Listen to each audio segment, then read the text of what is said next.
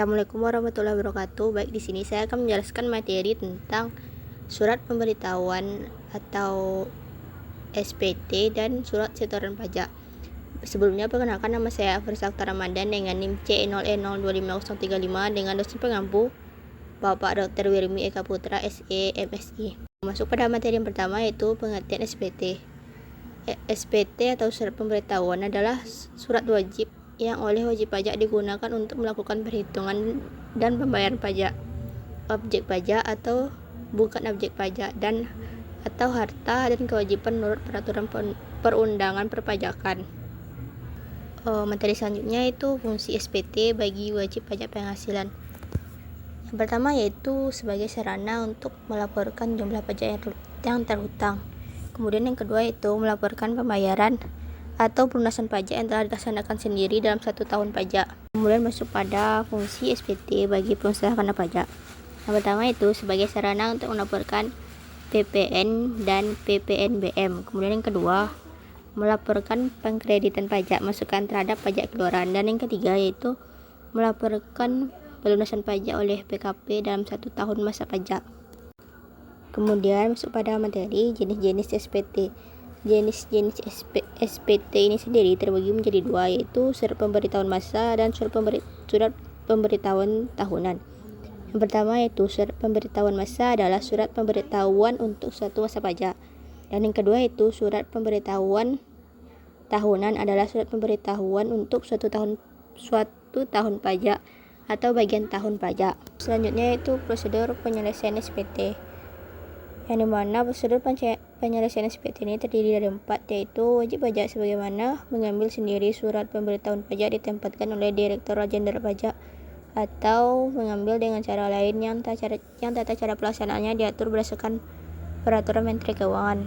Yang kedua yaitu setiap wajib pajak mengisi surat pemberitahuan dengan benar, lengkap, dan jelas dalam bahasa Indonesia dengan menggunakan huruf Latin satuan mata uang rupiah. Dan yang ketiga yaitu wajib pajak yang telah mendapat izin dari Menteri Keuangan untuk menyelenggarakan pembukuan dengan menggunakan satuan mata uang asing dan mata uang selain rupiah.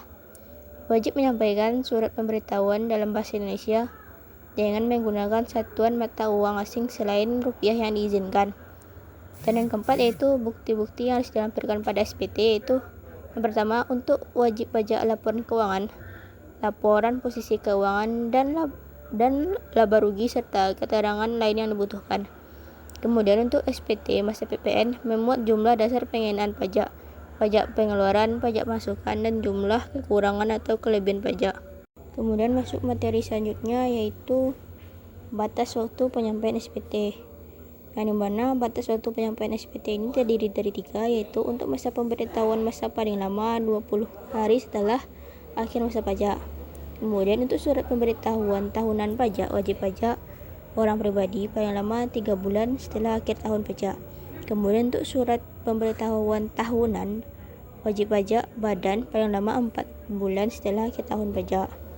Nah, selanjutnya masuk pada pengertian SSP, yang dimana SSP adalah surat setoran pajak, bukti pembayaran atau penyetoran pajak yang telah dilakukan dengan menggunakan formulir atau telah dilakukan dengan cara lain ke kas negara melalui tempat pembayaran yang ditunjuk oleh Kementerian Keuangan.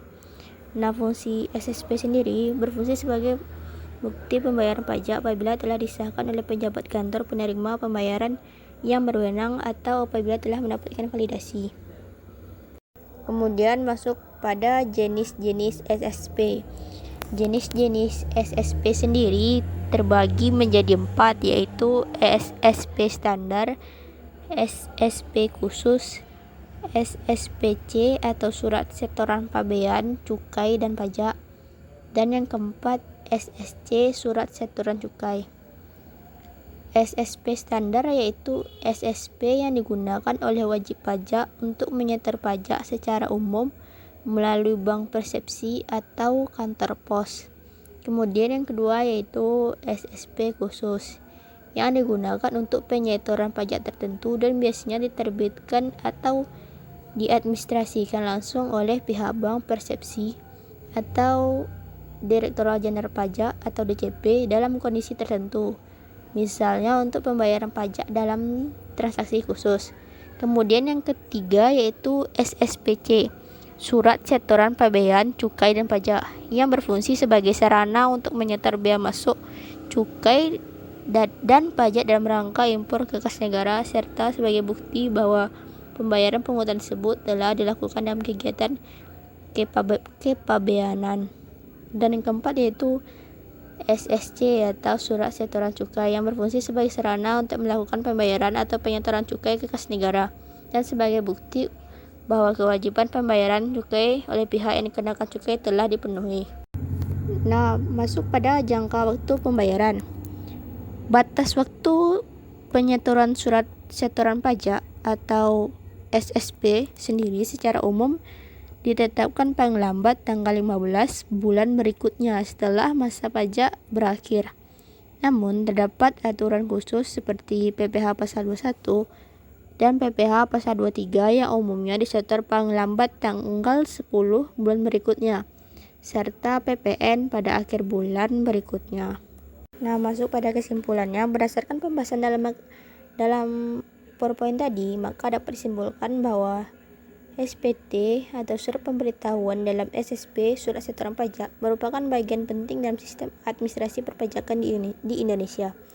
SPT digunakan oleh wajib pajak untuk melaporkan penghitungan serta pembayaran pajak yang terutang, sedangkan SSP digunakan sebagai bukti penyetoran pajak ke kas negara.